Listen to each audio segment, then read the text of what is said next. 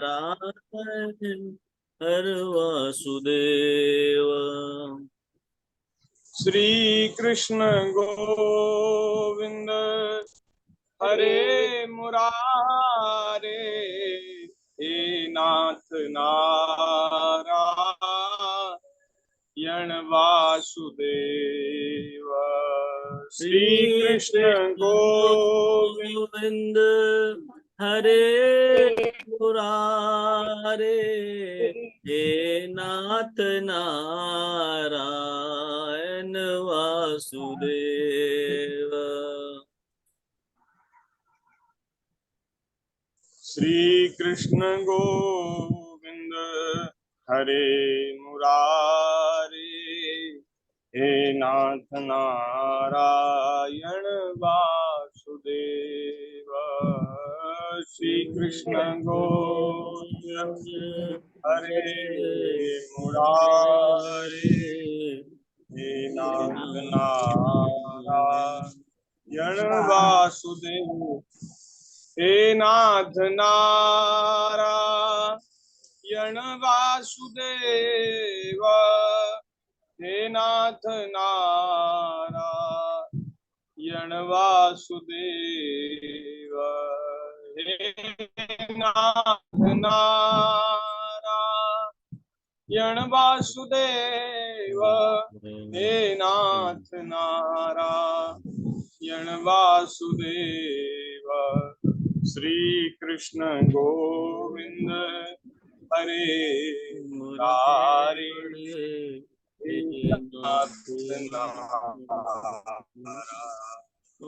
नारायण वासुदेव, हे नाथ नारायण वासुदेव। श्री वृंदावन बिहारी लाल की जय। श्री राधा वल्लभ लाल की जय। श्री बांके बिहारी लाल की जय। 84 कोस श्री ब्रजमंडल धाम की जय। श्री वृंदावन धाम की जय। यमुना महारानी की जय। श्री गिरिराज महाराज की जय। श्री गौरी शंकर भगवान की जय। श्री हनुमान जी महाराज की जय।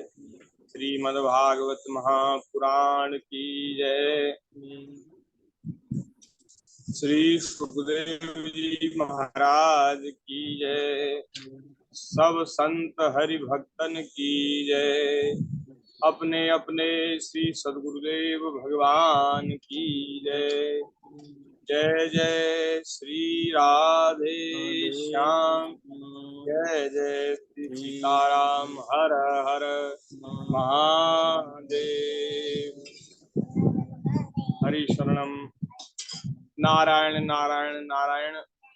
भक्त वांछा कल्पतरु, भक्त वत्सल शरणागत वत्सल, दीन बंधु दया सिंधु, असंख्य कल्याण गुणगण निलय, अकारण करुणा वरुणालय, सच्चिदानंद घन मूर्ति आनंद कंद भगवान श्री राधा ब्रजेंद्र नंदन प्रभु श्री राधा वल्लभ लाल जी की महती कृपा करुणा से हम सभी को श्रीमद् भागवत जी की रसमयी विस्तृत व्याख्या कहने सुनने का परम सौभाग्य प्राप्त हो रहा है। 84 कोस ब्रजमंडल की पवित्र भूमि में बैठ करके यहाँ से श्रीमद् भागवत जी का आश्रय लेकर के हम कुछ निवेदन करने का प्रयास कर रहे हैं और आप सब लोग अपने अपने घरों में बैठ करके भागवत जी की मंगलमयी कथा श्रवण कर रहे हैं। ये हमारे समय का सर्वोत्तम सदुपयोग है। भगवान के स्मरण में, भगवान की कथा में, कीर्तन में समय बीते तो समझना चाहिए कि हमारा समय सार्थक हो गया।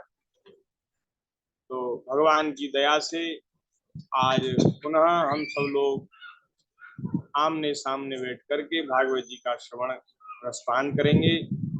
परसों रविवार का अवकाश रहा और कल जो है गुरु पूर्णिमा का पर्व, उसमें हम सब लोगों ने अपने अपने गुरुदेव भगवान के चरणार बिंदों में अपने अपने श्रद्धा सुमन अर्पित किए, भाव अर्पित किए, और हम सब लोगों ने गुरुदेव भगवान के दर्शन किए। कल गुरु पूर्णिमा के पर्व पर दिल्ली में श्री अम्बरीश जी महाराज पधारे थे, तो आप लोगों ने वहां जाकर के उनका दर्शन किया, और यहाँ ब्रज भूमि में बैठ करके हमने भी गुरु पूर्णिमा का आनंद लिया। तो गुरु पूजन का विशेष पर्व, कल वैसे व्यास पूर्णिमा होती है, जो आषाढ़ की पूर्णिमा होती है वो व्यास भगवान की पूर्णिमा है। व्यास भगवान जिन्होंने श्रीमद् भागवत जी की 18 पुराणों की रचना की, महाभारत की रचना की, वे व्यास भगवान, उनकी उनकी जन्म जयंती है कल की तिथि, तो उसमें इसलिए व्यास पूर्णिमा को हम सब लोग गुरु पूर्णिमा भी कहते हैं, क्योंकि व्यास जी जो हैं वो गुरु ही हैं, हम सब जीवों के गुरु हैं। गुरु कौन? गुरु का अर्थ क्या? गुरु शब्द जो है उसका अर्थ क्या है? गुरु माने जो अंधकार से हमें, अज्ञान के अंधकार से ज्ञान के प्रकाश की ओर ले जाए, हैं? तो वो होते हैं गुरु, जो हमें ठाकुर जी की बात बतावें, परमात्मा की बात बतावें, संसार से हमारी जो मन बुद्धि इंद्रियां संसार में लगी हुई है, इन मन बुद्धि इंद्रियों को भगवान की चर्चा सुना करके और भगवान में लगाने का कार्य गुरुदेव भगवान करते हैं।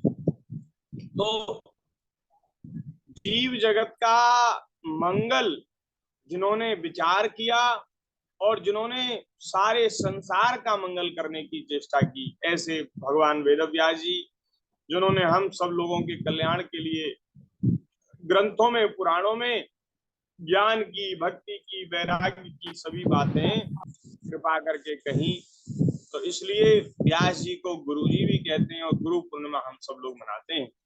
अपने अपने गुरुदेव जहाँ से हमने दीक्षा ली, और जहाँ जहाँ भी हमें कुछ कोई बात सीखने को मिली, वहाँ उन अपने गुरुजनों में हम श्रद्धा करते हैं, और वहाँ अपने श्रद्धा सुमन अर्पित करते हैं।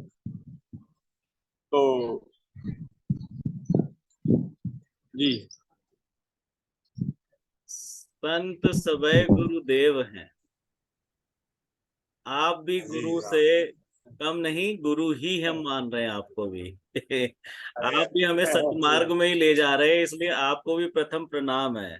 जय जय श्री राधे, जय जय श्री राधे। तो ये आपकी भावना है, हम भावना का आदर करते हैं, और हम निवेदन ये करना चाहते हैं कि हमने जहाँ मंत्र दीक्षा ली है वे तो गुरु हैं ही, लेकिन जहाँ से हमें ठाकुर जी में लगने की प्रेरणा मिले, भगवान के भजन की प्रेरणा मिले, और हमारी जो बुद्धि है वो थोड़ा प्रकाश अनुभव करे, उजाला अनुभव करे, शांति अनुभव करे, और भगवान की भक्ति की ओर बढ़े, तो समझना चाहिए कि इनसे भी हमें कुछ लाभ है, तो वे भी वास्तव में गुरु ही है। ऐसा महाराज हमने महापुरुषों से सुना है। अब देखो, दत्तात्रेय भगवान ने 24 गुरु बनाए, उन्होंने दीक्षा थोड़ी ना ली, उन्होंने उनसे मंत्र थोड़ी ना लिया, उन्होंने भगवान में, भगवान की ओर बढ़ने के लिए उन्हें सब जगह से प्रेरणा मिली, भगवान में लगने की प्रेरणा मिली, तो उन्होंने उनको गुरु स्वीकार किया। 24 गुरु हैं दत्तात्रेय भगवान के। तो हम लोग भी जहां से हमारा मन जो है संसार से विरक्त होकर के और श्री ठाकुर जी की ओर चले, अनुरक्त, भगवान में अनुरक्त हो और भक्ति में लगे हम सब लोग, ज्ञान और वैराग्य हमारे हृदय में सुदृढ़ हो, तो वहां हमें गुरु तत्व का अनुभव करना चाहिए। और गुरु जो है वो एक शरीर व्यापी नहीं है, वो सर्वव्यापी है। हम कहते हैं ना, अखंड मंडलाकारम व्याप्तम येन चराचरम, जो सारे विश्व ब्रह्मांड में व्याप्त है, वो गुरु तत्व। जहां से हमें कोई अच्छी बात मिले ना, वहां हमें यही सोचना चाहिए कि हमारे गुरुदेव भगवान ही इस रूप में हमें सदमार्ग पर चलने की प्रेरणा दे रहे हैं। गुरु जो है वो एक देशीय नहीं है, सर्वदेशीय है, सर्वव्यापक है। जैसे भगवान सर्वव्यापक हैं, सर्वज्ञ हैं, ऐसे ही गुरुदेव भी सर्वव्यापक। इसलिए कहीं भी अश्रद्धा करने का तो वो ही नहीं है, प्रश्न ही नहीं है। हम लोगों की हर जगह श्रद्धा हो। समझना चाहिए कि इस रूप में हमें गुरुदेव ही हमें भगवान की बात सुना रहे हैं, ठाकुर जी की बात सुना रहे हैं। तो इस प्रकार से महाराज कल गुरु स्मरण का, गुरु पूजन का विशेष पर्व रहा, इसलिए विशेष अवकाश न मिल सका, इसलिए कल सत्संग विराम रहा। लेकिन आज पुनः हम सब लोग सत्संग में जुड़े हैं और आगे की कथा का स्मरण कर रहे हैं। बोलिए भक्तवत्सल भगवान की जय। एतन्महापुण्यमलं पवित्रम् धन्यं यशस्यं पदमायुराशिषम् पदमायुराशिषाम् प्राणेन्द्रियाणां युधि शौर्यवर्धनम् नारायणोऽन्ते गतिरंग सन्वताम्।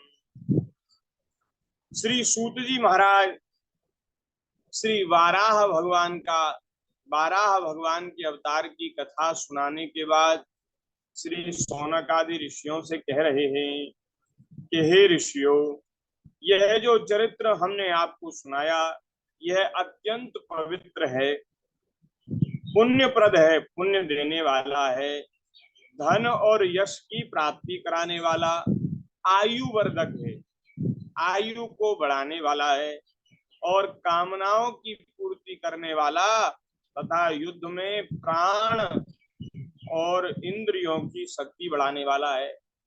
एक एक भगवान का मंगलमय चरित्र संसार की सभी लौकिक कामनाओं की पूर्ति करने वाला है। भगवान की कथा पारलौकिक लाभ तो प्रदान करती ही है, आध्यात्मिक लाभ तो ये होता है कि हमको ठाकुर जी में, भगवान की भक्ति में लगाती है भगवान की कथा। जब हम भगवान के दिव्य गुणों को, दिव्य लीलाओं को सुनते हैं तो हमारा मन भगवान की भक्ति में लगता है। ये तो हुआ आध्यात्मिक लाभ। सांसारिक लौकिक लाभ भी कथा सुनने से होता है। यहाँ कह रहे हैं आयु की वृद्धि होती है, धन की वृद्धि होती है, कामनाओं की पूर्ति हो जाती है। भगवान की कथा सुनने का कोई नियम ले ले और संसार की कोई कामना मन में रहे वो भी पूरी हो जाती है। ऐसा लाभ है हमारा, लौकिक पारलौकिक सभी मनोरथों को पूर्ण करने वाली है। जो लोग इसे सुनते हैं उन्हें अंत में श्री भगवान का आश्रय प्राप्त होता है। ये सूत जी महाराज ने फलश्रुति का वर्णन किया। 12 भगवान का चरित्र पूर्ण हुआ। अब आगे के अध्याय में श्री विदुर जी महाराज के पूछने पर मैत्रेय जी ने सृष्टि का और वर्णन सुनाया है कि सृष्टि के निर्माण में ब्रह्मा जी ने आगे क्या किया। तो मैत्रेय जी कहते हैं, ब्रह्मा जी ने तामिश्र, अंध तामिश्र, तम मोह, महामोह, ये 5 प्रकार की अविद्या उत्पन्न की और ये तमो में जो वृत्तियां हैं ये उनको अच्छी नहीं लगी और जिस शरीर से उन्होंने इनको प्रकट किया था उस शरीर को ब्रह्मा जी ने त्याग दिया। महाराज उस शरीर को महाराज यक्ष और राक्षसों ने ग्रहण कर लिया। यक्ष और राक्षसों की शरीर से उत्पत्ति हो गई। अब महाराज दूसरा शरीर धारण करके ब्रह्मा जी ने देवताओं की, मुख्य देवताओं की रचना की और अपने जगन देश से कामासक्त असुरों को उत्पन्न किया है ब्रह्मा जी ने। और वे असुर जो हैं भगवान श्री ब्रह्मा जी की ओर ही दौड़े हैं, क्योंकि जो असुरों की प्रकृति वो ठीक नहीं होती, काम क्रोध मद लोभ से व्याप्त रहते हैं, इसलिए ब्रह्मा जी को मारने के लिए ब्रह्मा जी की ओर दौड़े हैं। अब ब्रह्मा जी ने देखा तो बड़े क्रोधित हुए और लेकिन भयभीत भी हुए तो भागने लगे और भगवान से प्रार्थना की कि हे परमात्मन मेरी रक्षा कीजिए। मैंने तो आपकी आज्ञा का पालन करते हुए प्रजा उत्पन्न की थी, लेकिन यह तो पाप में प्रवृत्त होकर मुझे ही तंग कर रही है। हे नाथ, एकमात्र आप ही दुखी जीवों का दुख दूर करने वाले हैं, और जो आपकी चरण शरण में नहीं आते उन्हें दुख देने वाले भी एकमात्र आप ही हैं। त्वमेकः किल लोकानां क्लिष्टानां क्लेशनाशनः, त्वमेकः क्लेशदस्तेषां मनासन्न पदां तव। जो जीव भगवान के चरणों की शरण में आ जाते हैं उनके सारे दुख भगवान हर लेते हैं। लेकिन जो भगवान से विमुख हैं, ब्रह्मा जी कह रहे हैं, उनको दुख देने वाले भी आप ही। क्योंकि देखो, समय जो है, काल जो है, काल परमात्मा का ही स्वरूप है। काल कर्म इनके रूप में भगवान ही है। तो जीव जैसा कर्म करता है उसको वैसा ही फल भोगना पड़ता है। और वह जो हमारे जो कर्म है ना, कुछ काल के बाद हमें फल देने वाले होते हैं। जब समय बदलता है तो महाराज वे हमारे पूर्व के जो कर्म हैं वे फल रूप में हमारे सामने आ जाते हैं। तो काल के रूप में भगवान है, कर्म के रूप में भी भगवान है। इसलिए यहाँ कहा गया कि भगवान ही विमुख प्राणियों को दुख देने वाले, ब्रह्मा जी कह रहे हैं। लेकिन देखो ठाकुर जी, भगवान तो सारी सृष्टि के दृष्टा हैं। संसार के पालन में भगवान जरूर है, लगे हैं, लेकिन भगवान पालन करते हुए भी निर्लिप्त हैं। ना किसी से राग है और ना किसी से द्वेष है। भगवान का किसी से राग द्वेष, भगवान तो समता में परिपूर्ण है। भगवान तो दृष्टा है। दृश्य सारा जगत जो है वो दृश्य है और भगवान दृष्टा है। जीव अपने कर्मों के स्वरूप ही संसार में सुख दुख भोगता है। अब ये बात जो बहुत लोग कहते हैं, अरे महाराज हमें तो भगवान बड़ा दुख दे रहे हैं, हमारे साथ तो भगवान ने बड़ा बुरा किया, ये बात अनुचित है। ऐसा नहीं कहना चाहिए। हमारे जो कर्म हैं वे ही हमें सुख दुख देने वाले हैं। लेकिन देखो, भगवान की शरण होने से जब मन बुद्धि इंद्रिय भगवान में लग जाते हैं तो भले ही हमारे कर्म के अनुसार हमारे जीवन में प्रतिकूल परिस्थितियां आवे, कष्ट आवे, दुख आवे, वे दुख कष्ट प्रतिकूल परिस्थिति भी हमारे भजन में अनुकूल हो जाती है, हमारे भजन को बढ़ाने वाली हो जाती है। और श्री ठाकुर जी में जो लगा दे, जो परिस्थिति भगवान में लगा दे, भगवान के भजन में लगा दे, भक्ति में लगा दे, वो प्रतिकूल नहीं है, वो अनुकूल बन जाती है। देखो एक दोहा है, यहाँ संसार में कहते हैं कि दुख में सुमिरन सब करें, सुख में करे न कोई, और जो सुख में सुमिरन करें तो दुख का कोई। तो जीव का स्वभाव ऐसा है कि संसार में जब सब अनुकूलता प्राप्त होती है, सब प्रकार के सुख प्राप्त होते हैं, तो प्राय वे लोग भगवान का भजन साधन नहीं करते ज्यादातर, और कुछ मात्रा में कुछ अंश में करते हैं। लेकिन ज्यादातर ऐसा होता है कि संसार में सब अनुकूलता प्राप्त हो गई तो उनको लगता है कि भाई हमें तो सब कुछ मिल गया, अब हम क्यों भगवान का भजन करें। और जो बेचारे दीन दुखी प्राणी हैं, अनाथ हैं, असहाय हैं, गरीब हैं, परिस्थितियों की मार से जो बड़े दुखी हैं और वे महाराज उनके लिए कहीं ठिकाना नहीं मिलता, तो वे लोग भगवान के भजन में लगते हैं, भगवान की शरण में आते हैं कि प्रभु हम दुखी हैं। और सबसे पहले देखो, सबसे पहले कोई जीव जो भगवान में जुड़ता है तो या तो किसी कामना से जुड़ता है या फिर दुखी होकर के जुड़ता है। कामना से जुड़ता है या दुखी होकर के, ये दो ही महाराज परिस्थिति हैं। अब फिर धीरे धीरे भगवान अपने तत्व का उसे अनुभव कराते हैं तो फिर धीरे धीरे वो निष्काम हो जाता है और दुखिया का दुख दूर हो जाता है।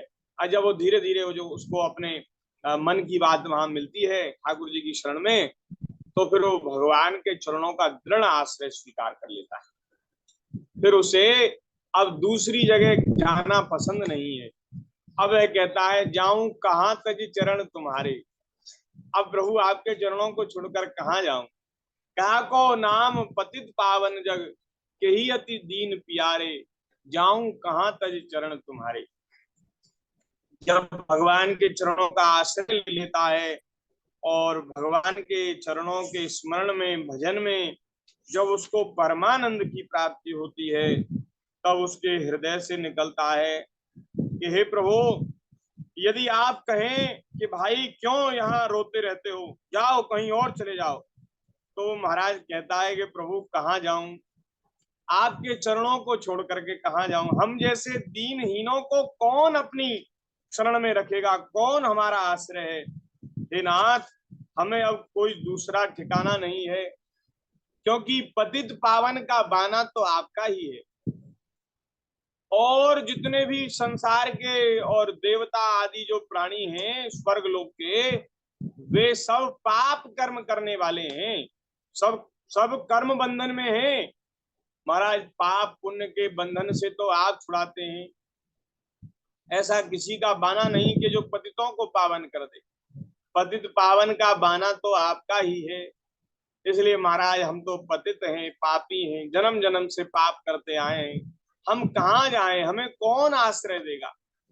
और दीनहीनों को कौन प्यार करता है। सब लोग अच्छा सेवक चाहते हैं, जो ठीक से सेवा कर सके, हाँ, जो पूजा कर सके, ठीक से बढ़िया बढ़िया सामग्री चढ़ा सके। तो सभी देवता ऐसे सेवकों को पसंद करते हैं जो बढ़िया बढ़िया बड़ी विधि विधान से पूजा करना जानते हो। बोले दीनहीनों को तो महाराज कोई अपनी शरण में नहीं रखेगा। इसलिए प्रभु हम कहाँ जाएं। जाऊं कहाँ तजी चरण तुम्हारे, जाऊं कहाँ तजी चरण तुम्हारे, जाऊं कहाँ, जाऊं कहाँ तजी चरण तुम्हारे, जाऊं कहाँ तजी चरण तुम्हारे।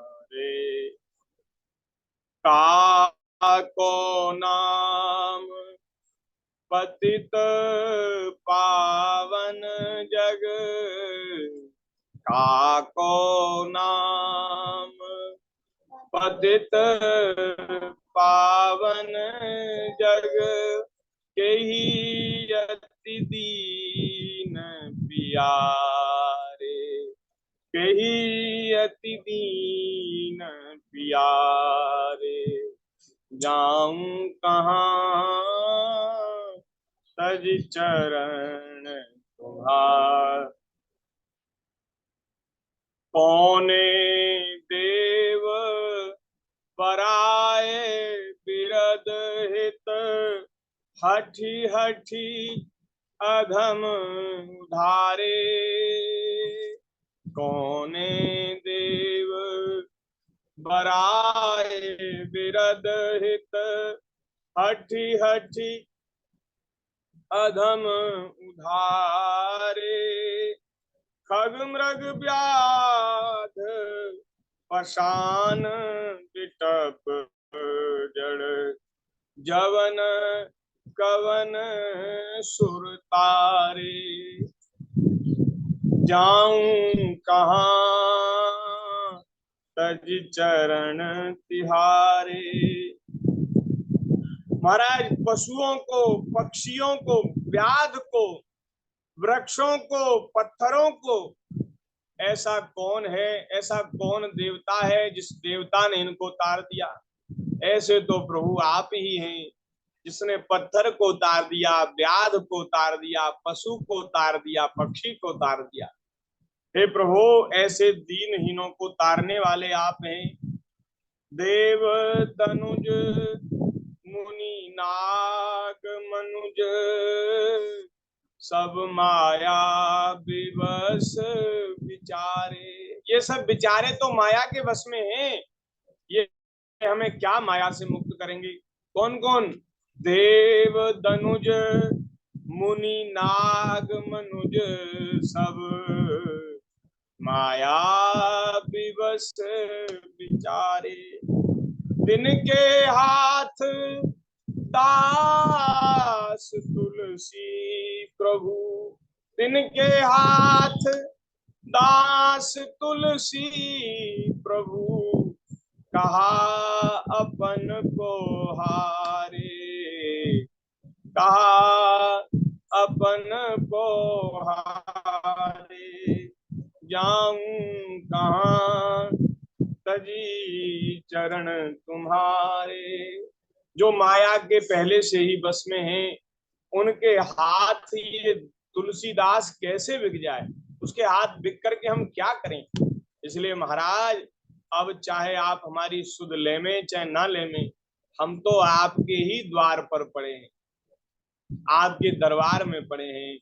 आपका दरबार, तीनों का आदर होता है दरबार में, पतितों को पावन बनाया जाता है। ऐसे दरबार में हम आस लगा करके बैठे हैं, और अब तो आप ही हमारा उद्धार करें।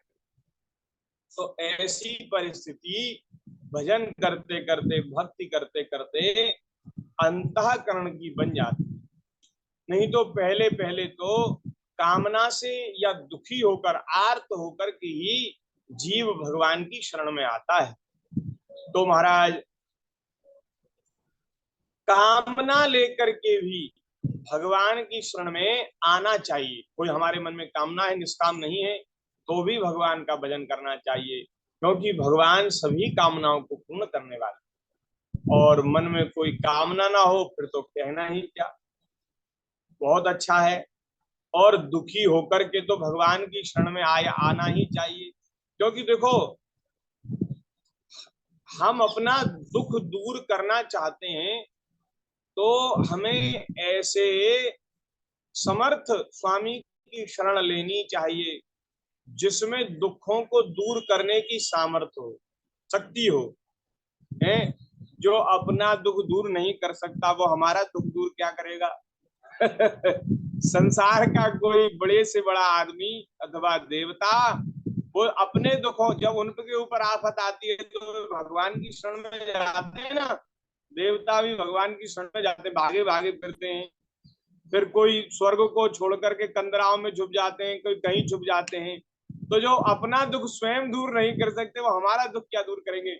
इसलिए जो दुखों को दूर करते हैं, त्रिताप का नाश करने वाले हैं, ऐसे भगवान की शरण दुखी व्यक्ति को लेनी चाहिए। और जो दुखी होकर के, भयभीत होकर के भगवान की शरण में आता है, उस पर भगवान बड़ी जल्दी कृपा करते हैं, बड़ी जल्दी कृपा करते हैं, उसके सारे दुखों को हर लेते हैं। हरि ही स्मृति सर्व विपद विमोक्षणम। अरे भगवान की शरणागति नहीं, भगवान की स्मृति कोई दुखी व्यक्ति कर ले, भगवान की याद कर ले, तो भी उसका सारा दुख दूर हो जाता। और महाराज, सबसे बड़ा दुख, सबसे बड़ी विपत्ति तो वो है जब हम लोग भगवान को भूल जाते हैं। ठाकुर जी को भूले हुए फिर रहे हैं, इसलिए दुखी हैं। अगर भगवान की याद आ जाए, याद करने का हमें अभ्यास हो जाए, तो सारा दुख दूर हो जाए। कहा हनुमंत विपत्ति प्रभु सोई, जब तब सुमिरन भजन न होई। जब आपका भजन नहीं होता, स्मरण नहीं होता, वही संसार में सबसे बड़ी विपत्ति है। और महाराज, कोई विपत्ति नहीं, भगवान को भूले रहना ही सबसे बड़ी विपत्ति है। एक महाराज पुराण का वाक्य है, पुराण का वाक्य है, उसमें लिख रहे हैं भगवान वेद व्यास जी, उसमें लिख रहे हैं कि भाई, सबसे बड़ी विधि मनुष्य के लिए क्या है। विधि माने जो करने योग्य कर्म है वो क्या है, सबसे बड़ी विधि क्या है, और सबसे बड़ा निषेध क्या है। ये प्रश्न पूछा गया तो उन्होंने उत्तर दिया कि सबसे बड़ी विधि है भगवान का स्मरण करना, भगवान की याद करना। ये सबसे बड़ी विधि है। माने जो करने योग्य कर्म है वो सबसे बढ़िया कर्म ये है कि भगवान को याद किया जाए। और निषेध, जो त्याग के योग्य कर्म है, जो नहीं करने योग्य कर्म है, वो कौन सा कर्म है। बोले वो है भगवान को भूलना नहीं चाहिए। भगवान को सदैव याद करना चाहिए और भगवान का विस्मरण न हो, भूलना नहीं चाहिए। संपदो नैव संपदः विपदो नैव विपदः विपदो विस्मरणम विष्णोः संपन्न नारायण स्मृति। विपत्ति विपत्ति नहीं, संपत्ति संपत्ति नहीं। बोले विपत्ति भगवान को भूल जाना है और संपत्ति भगवान की स्मृति है। भगवान को याद करना ही सबसे बड़ी संपत्ति है, सबसे बड़ा सुख है। तो महाराज भगवान जो है जीवों को सुख देने वाले हैं। ठाकुर जी के शरण में कोई चला जाए, भगवान उनको सुख देते हैं, उनके सारे दुखों को दूर कर देते हैं। अब जो महाराज भगवान की शरण नहीं ग्रहण करेगा, उसको तो अपने आप ही दुखी होना पड़ेगा। यहाँ ब्रह्मा जी कह रहे हैं कि हे प्रभु आप उनको दुख देने वाले, भगवान नहीं। उनकी जो सबसे बड़ी भूल है, सबसे बड़ी कमी है, वो भगवान को भूल जाना है। भगवान के विमुख हो गए, सम्मुख नहीं हुए, यही उनकी सबसे बड़ी भूल है। और इसी भूल के कारण संसारी व्यक्ति को जो विमुख है भगवान के चरणों से, उसको तमाम तरह के दुख उठाने पड़ेंगे। ब्रह्मा जी का प्रयोजन कहने का ये है। ब्रह्मा जी ये कहना चाहते हैं कि यदि जीव आपकी शरण नहीं होता तो महाराज उसको कभी सुख नहीं मिल सकता। जी प्रभु जी, एक शंका आप पूरी करिए यहाँ पर, हमारी नहीं सबकी जानिए सशंका। जैसा आप कह रहे हैं या शास्त्र कह रहे हैं, महापुराण जी कह रही हैं कि यदि प्रभु को जिस समय हम भूलते हैं वही विपत्ति का समय होता है, और जिस समय प्रभु को हम याद करते हैं वही हमारी जी संपत्ति है। ये वाक्य आपके भागवत जी का है। तो इसका अभिप्राय ये लिया जाए कि यदि प्रभु तो एक ही है, दूसरा तो नहीं है कोई, नहीं प्रभु तो एक ही है, चाहे वो राम है चाहे वो कृष्ण है, प्रभु एक ही है। जी जी तो जी यदि हम और देवी देवताओं की शरण में रहते हैं तो इसका मतलब हम विपत्ति में ही रहते हैं। यहाँ ये काम, ये हाँ। बात वाक्य सिद्ध हो रहा है। अच्छा, और देवी देवता जो हैं उनकी शरण में रहते हैं तो हम विपत्ति में तो रहते हैं, ये वाक्य यहाँ पर सिद्ध हो रहा है। तो आप इस पे थोड़ा सा प्रकाश हाँ, डालिए। मतलब ये है कुछ भी कर लो, कहीं भी चले जाओ, चाहे किसी मठ मंदिर में चले जाओ, किसी देवता का पूजन कर लो, कुछ कर लो, जब तक भगवान के नहीं बनोगे तब तक सुखी नहीं हो सकते, तब तक जीवन की विपत्ति दूर नहीं होगी। या ये जो देवी देवता हैं, ये हमारे संसार के कामों को जो क्षणिक सुख देने वाले हैं, थोड़ा सुख देने वाले हैं, उनको तो बना सकते हैं। देवी देवता उन कामों को कर सकते हैं, लेकिन जीव को, जो जीव की जो खोज है, हम जिस जिस वस्तु की प्राप्ति करना चाहते हैं, वो वस्तु की प्राप्ति तो बिना भगवान के चरणों के आश्रय के नहीं होगी पूरी। तो इसलिए देवी देवताओं का देखो भजन पूजन करना चाहिए, लेकिन भगवान का बन करके करना चाहिए। पतिव्रता स्त्री अपने पति के परायण रहती है और सभी अपने घर के कुटुंबियों को, नातेदार, रिश्तेदारों को, सबको मानती है। ऐसा नहीं है कि वो पति से ही मतलब रखेगी, न भैया को पूछे, न सास को पूछे, न ससुर को, ऐसा नहीं है। पतिव्रता का ऐसा लक्षण नहीं है। पतिव्रता स्त्री अपने पति को सर्वस्व मानेगी और पति के नाते सबका पूजन करेगी, सबकी सेवा करेगी। इसी प्रकार भगवान के बन जाओ, ठाकुर जी के हो जाओ, चाहे राम जी के हो जाओ, चाहे श्री कृष्ण के हो जाओ, वो तो एक ही है। और शंकर जी भी भगवान ही है। शंकर जी में भी हम तो बिल्कुल भेद नहीं मानते, शंकर जी भी भगवान ही है। और महाराज जो दूसरे देवी देवता हैं, उनकी शरण में जाने से काम नहीं बनेगा। क्योंकि ये सारा जो प्रपंच है वो सब माया के अंतर्गत है, वे माया से बंधे हुए हैं। अब जैसे देखो आजकल बहुत से लोग शनि देव का पूजन करते हैं बहुत से लोग नया ने कहाँ कहाँ कौन से नए नए देवता उत्पन्न हो गए हैं। देखो ये देवता शनि देव भी भगवान के बड़े भक्त हैं, लेकिन सांसारिक तुच्छ वस्तुओं की प्राप्ति के लिए हम उनका भजन करते हैं। जब हम भगवान के हो जाएंगे ना, तो फिर आप चाहे शनिदेव की पूजा करो, चाहे आप किसी और दूसरे देवी देवता की पूजा करो, गणेश जी की करो, सूर्य भगवान की करो, दुर्गा जी की करो, सबकी करो, लेकिन जब भगवान के हो जाएंगे तो उन सबसे यही मांगेंगे कि हे देवी जी, हे सूर्य नारायण भगवान, हे गणेश जी, हमें ठाकुर जी में प्रेम होता है, हमें श्री ठाकुर में, श्री कृष्ण में हम। तो उन सब देवी देवताओं से ये मांग तो अच्छी है कि हमें ठाकुर जी में प्रेम हो, और संसार की वस्तुओं की मांग उनसे अच्छी ठीक नहीं है। वे इन संसार की वस्तुओं को दे भी देंगे तो भी हमारा उनसे कोई प्रयोजन सिद्ध नहीं होगा। तब लगी जीवन सुख कहूं, सपने हूं मन विश्राम, जब लगी भजत न राम कहूं, शोक धाम तज काम। आप कुछ भी कर लीजिए, जब तक भगवान के चरणों का आश्रय लेकर के भगवान का भजन नहीं करोगे, तब तक स्वप्न में भी आपके मन को विश्राम नहीं मिलेगा। और महाराज सुख तो फिर छोड़ दो, कभी स्वप्न में भी सुख नहीं मिलेगा, मन को शांति नहीं मिलेगी जब तक भगवान के नहीं हो जाओ। और चाहे कुछ भी करते रहे, उससे कोई मतलब नहीं है। तो भैया, जीव जो है अपने ही कर्म से सुख दुख प्राप्त करता है, लेकिन भगवान के चरणों का आश्रय ऐसा है कि महाराज भगवान का आश्रय ले लिया तो फिर तो महाराज हर घड़ी आनंद ही आनंद है। फिर सुख दुख के चंगुल से, सुख दुख के चंगुल से जीव मुक्त हो जाता है और आनंद समुद्र में डूब जाता है। आनंद है, हर घड़ी आनंद ही आनंद है, उसको भगवान आनंद हो गया। और जो भगवान का नहीं हुआ, भगवान से विमुख है, वो कितने भी प्रयास कर ले, कितने भी साधन कर ले, कितनी भी व्यवस्था बना ले, उसकी जलन जो है मन की शांत नहीं होगी, उसका अंतःकरण जलता रहेगा, वो दुखी रहेगा, मलिन रहेगा, उसको कभी सुख नहीं मिलेगा। ये बात ब्रह्मा जी कह रहे हैं। ब्रह्मा जी कहते हैं प्रभु उसको सुख नहीं मिलेगा, इसलिए महाराज मेरी रक्षा कीजिए।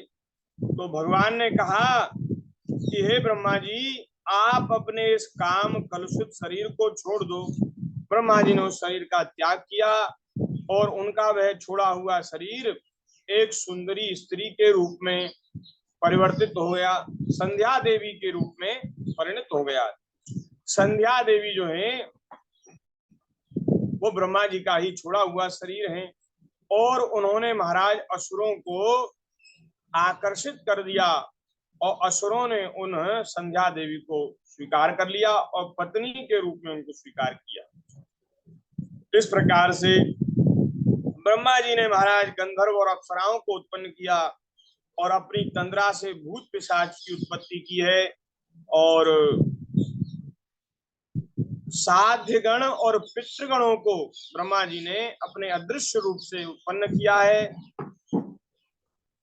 इसी को लक्ष्य में रखकर पंडित जन श्राद्धादि के द्वारा पितर और श्राद्ध गणों को क्रमशः कव्य और हव्य अर्पण करते हैं, और अपने को बहुत सुंदर मानकर अपने प्रतिबिंब से ब्रह्मा जी ने किन्नर और किम पुरुषों को उत्पन्न किया है, और सर्प और नाग